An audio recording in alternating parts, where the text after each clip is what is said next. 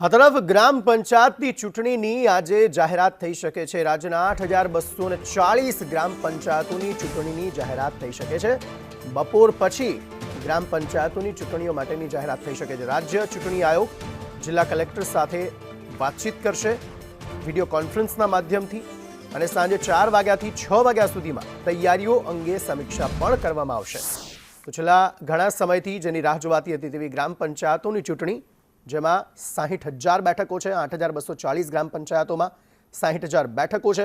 ત્યારે આજે આ ગ્રામ પંચાયતોની ચૂંટણી માટે જાહેરાત થઈ શકે છે। મતદાન મથકોની તૈયારી હવે આ જે વિડીયો કોન્ફરન્સના માધ્યમથી ચર્ચા થવાની છે રાજ્ય ચૂંટણી આયોગ અને અલગ અલગ જે કલેક્ટર્સ છે તેમના વચ્ચે, ત્યારે સ્ટાફની નિયુક્તિ અંગે પણ ચર્ચા થશે।